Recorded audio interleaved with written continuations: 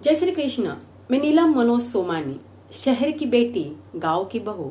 जहां महाराष्ट्र में सांगली से मैं श्री बालमुकुंद जेसाडा की सुपुत्री एवं महाराष्ट्र में रायगढ़ जिले से मोहपाड़ा गांव में मैं स्वर्गीय श्री रामदयाल जी सोमानी की बहू नीलम सोमानी। मेरा एजुकेशन एमकॉम हुआ है। शादी को 25 साल होने को है। मेरी बेटी 23 साल की है और पिछले 25 सालों से मैं मोहपाड़ा गांव में रह रही हूँ। लेकिन ये बात अत्यंत हर्ष से और अत्यंत नम्रता पूर्वक कहना चाहूंगी कि उसी छोटे से गांव ने मुझे मेरा नाम दिया, एक नई पहचान दी, मेरे अस्तित्व को नया स्वरूप और आकार दिया। तो शादी के 25 साल का अनुभव मैं शेयर कर रही हूँ तो लाजमी है थोड़ा लंबा चलेगा, लेकिन मैं अपने आप को खुशनसीब समझूंगी कि कोई भी लड़की गांव में शादी करने को प्रेरित हो। तो फ्रेंड्स, मोहपाड़ा एक छोटा सा गांव जहाँ की पॉपुलेशन सिर्फ 30,000 है और वहाँ हमारे महेश्वरी का सिर्फ एक ही घर रहता है। जब मेरी शादी तय हुई तो हमारे घर वालों में से किसी को भी मोहपाड़ा गांव का नाम तक पता नहीं था, किसी को इस गांव का उच्चारण भी नहीं आता था। जब हमें कोई पूछता था कि कहाँ शादी तय हुई, जब हम मोहपाड़ा कहते तो 2 मिनट वो भी सोचने लग जाते। शायद वो भी यही सोचते होंगे कि शहर की बेटी गाँव में कैसे रह पाएगी। और सच कहूँ तो मुझे भी ये टेंशन था, क्योंकि मोहपाड़ा इतना छोटा गांव था जहां चारों ओर जंगल था और जंगल के बीच हमारा छोटा सा गांव था। आज परिस्थिति बदल चुकी है। मोहपाड़ा रसायनी एक इंडस्ट्रियल एरिया के नाम से जाना जाता है, लेकिन तब सिर्फ और सिर्फ वहां जंगल था। लेकिन कहते हैं कि वक्त के प्रवाह के साथ चलना ही जिंदगी है। मैं शादी करके यहाँ आई, जैसे जैसे वक्त गुजरता गया ये छोटा सा गांव ही मेरी जिंदगी बन गया। शादी के 2-4 साल तो बस ऐसे ही गुजर गए, खुद को समझने में, परिवार में ढलने में, परिवार को समझने में। लेकिन बाद में मुझे ऐसे लगने लगा कि मुझे कुछ तो करना है, अपने आप को तराशना है। मैंने अपनी ये बात अपने घर वालों के समक्ष रखी, उन्होंने भी मुझे अनुमति दे दी। बस वहीं से शुरू हुआ मेरी जिंदगी का सफर। उसी छोटे से गांव में मैंने सबसे पहले अपनी कुकिंग क्लासेस शुरू किए, sari wearing classes, poster rangoli classes शुरू किए, जहां महिलाओं का उत्स्फूर्त प्रतिसाद मिला। निसंदेह परिवार के साथ सपोर्ट और सहयोग के बिना मैं ये कर नहीं पाती।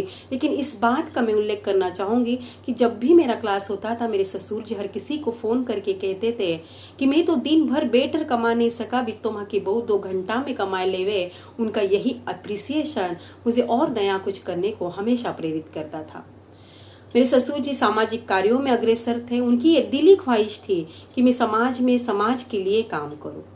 तो उन्हीं के इच्छा के कारण मैं सर्वप्रथम तालुका महिला संगठन में ज्वाइन हुई। उसके बाद रायगढ़ जिला महेश्वरी महिला संगठन, रायगढ़ जिला महेश्वरी सभा, फिर महाराष्ट्र प्रदेश महेश्वरी महिला संगठन, महाराष्ट्र प्रदेश महेश्वरी सभा और अनेक एनजीओ में मैं कार्यरत हुई।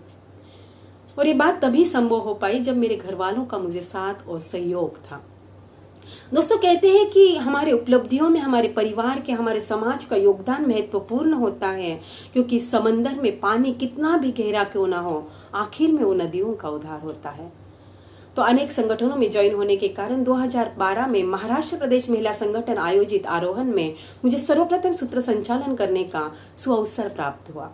बस तभी से शुरू हुआ मेरा सूत्र संचालन का सफर। आज तक मैं अनेक सभा के, महिला संगठन के, जिला के, तालुका के कार्यक्रमों में सूत्र संचालन कर चुकी हूँ, काव्य गोष्ठियों में सूत्र संचालन करती हूँ, संगीत संध्याओं में करती हूँ। लेकिन फिर से मैं इस बात का उल्लेख करना चाहूंगी कि जब भी मेरा कोई प्रोग्राम रहता है तो मेरी सास भगवान को 21 रुपए चढ़ाती है और आने के बाद 21 रुपए चढ़ाती है। उनकी यही आस्था, उनका यही प्रेम, उनका यही विश्वास मुझे मेरे काम को अंजाम देने को हमेशा प्रेरित करता है। सूत्र संचालन करते करते मैंने कब कविताएं लिखनी शुरू की ये तो मुझे भी पता नहीं चला। आज तक अनेक कविताएं मैं लिख चुकी हूँ, अनेक काव्य गोष्ठियों में जाती हूँ, अनेक काव्य गोष्ठी में पार्टिसिपेट करती हूँ। लेकिन फिर से उल्लेख करना चाहूंगी कि जब भी मैं कोई नई कविता पोस्ट करती हूँ तब सबसे पहले श्रोता मेरा सिर्फ और सिर्फ परिवार रहता है। उनका थंब आने के बाद ही मैं अपनी कविता आगे फॉरवर्ड करती हूँ। तो फ्रेंड्स, कहने का मतलब सिर्फ ये है कि हमें अगर वो हुनर है, हमें वो क्षमता है, हमें वो काबिलियत है, हमें वो प्रतिभा है, तो हमारे प्रतिभा को हम कहीं भी निखार सकते हैं। फिर वो छोटा सा गांव ही क्यों ना हो। परिवार का साथ, सहयोग, सपोर्ट तो हमें मिलता ही मिलता है, पर जरूरत है खुद को समझने की, खुद को तराशने की।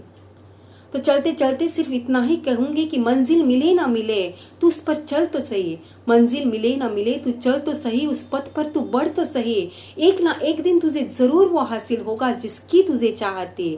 बस तू खुद को तराश तो सही, पहले तू खुद को तराश तो सही, तराश तो सही। धन्यवाद।